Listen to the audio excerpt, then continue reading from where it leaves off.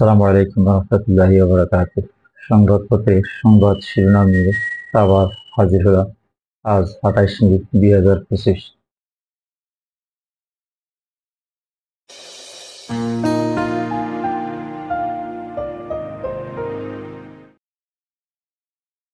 অবাধ ও সুষ্ঠু গ্রহণযোগ্য নির্বাচন আয়োজনে ইউএনডিপির সঙ্গে চুক্তি সই।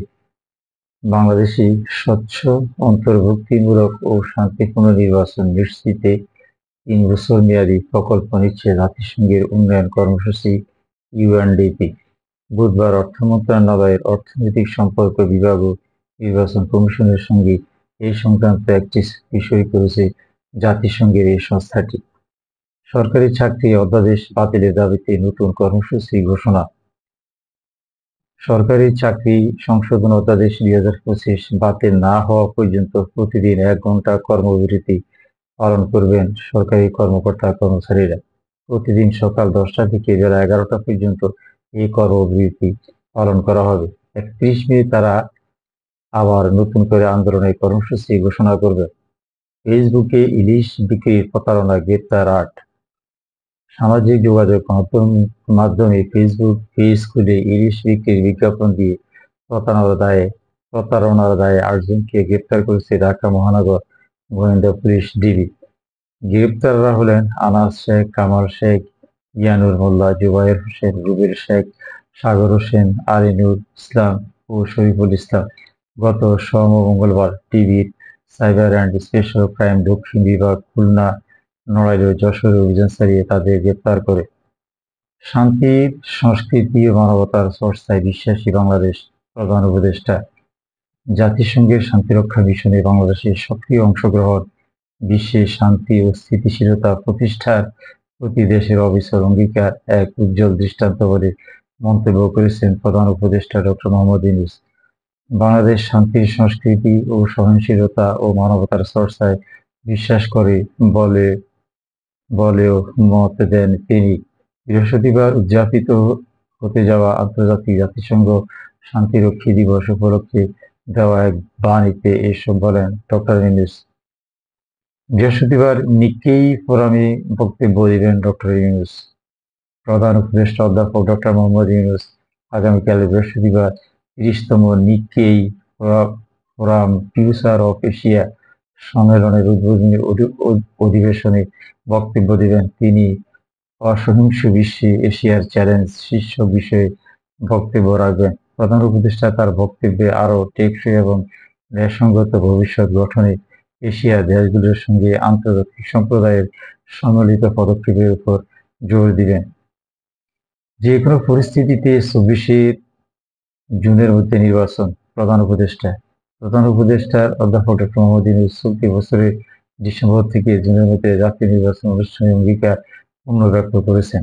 তিনি বলেছেন, যেকোনো পরিস্থিতিতে আগামী বছর ২০২৬ জুনের মধ্যে বাংলাদেশে সাধারণ নির্বাচন অনুষ্ঠিত হবে, যা বর্তমান অন্তর্বর্তী সরকার গৃহীত সংস্কার কার্যক্রম সামনে এগিয়ে নিতে সহায়ক হবে।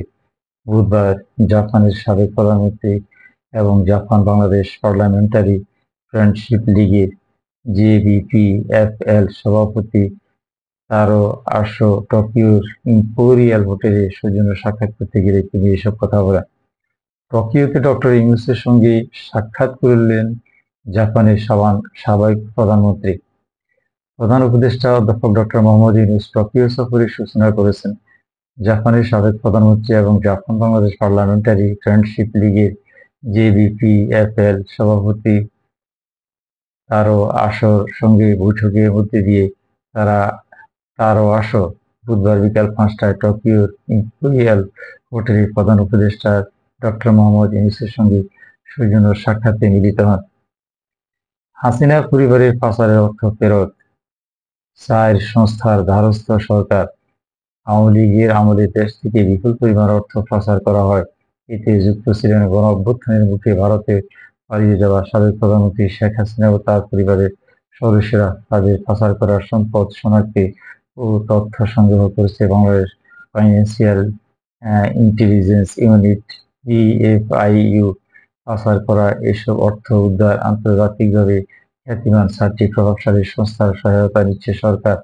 সংস্থাগুলো হচ্ছে the student asset recovery STAR, international anti corruption coordination centre IACC, যুক্তরাষ্ট্রের ডিপার্টমেন্ট অফ জাস্টিস এবং international centre for asset recovery ICAR।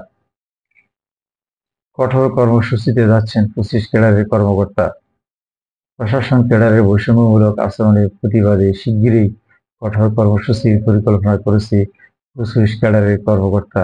বুধবার 28 মে দ্বিতীয় দিনের কর্মবিরতি পালন শেষে আন্তঃ-ক্যাডার বৈষম্য নিরসন পরিষদ এক সংবাদ বিজ্ঞপ্তিতে এ কথা জানায়। বিজ্ঞপ্তিতে বলা হয়, প্রশাসন ক্যাডার বৈষম্যমূলকভাবে বিভিন্ন কর্মকর্তাদের সাময়িক বরখাস্ত বিভাগীয় মামলার প্রতিবাদে সারা দেশের বিভিন্ন দপ্তরে অত্যন্ত সফলভাবে মঙ্গলবারের মতো আজও কর্মবিরতি কর্মসূচি পালিত হয়েছে। আন্তঃ-ক্যাডার বৈষম্য নিরসন পরিষদের আহ্বানে দেশের বিভিন্ন দপ্তরে সকাল ৯টা থেকে দুপুর ১২টা পর্যন্ত পরিষদের অন্তর্ভুক্ত সিভিল সার্ভিসের ২৫টি ক্যাডারের কর্মকর্তারা ২ দিনব্যাপী এই কর্মসূচি পালন করেন। প্রকাশ্যে গুলি করে ২২ লাখ টাকা ছিনতাই। রাজধানীর মিরপুরে ফাঁকা গুলি ও ছুরি মেরে মানি এক্সচেঞ্জ ব্যবসায়ীর নগদ ২২ লাখ টাকা ও ডলার ছিনতাইয়ের ঘটনা ঘটেছে। এ সময় দুর্বৃত্তদের হামলায় আহত হয়েছেন টাকা বহনকারী জাহিদুল হক চৌধুরী। তিনি মাহমুদ মানি এক্সচেঞ্জের মালিক রাসেল রানার ভগ্নিপতি। মঙ্গলবার সকালে এই ঘটনার ভিডিও সামাজিক যোগাযোগ মাধ্যমে ছড়িয়ে পড়েছে। এদিকে পুলিশ তথ্য প্রযুক্তি ব্যবহার করে এই ঘটনায় জড়িত সন্দেহে লিটন হাওলাদার নামে একজনকে গ্রেপ্তার করেছে।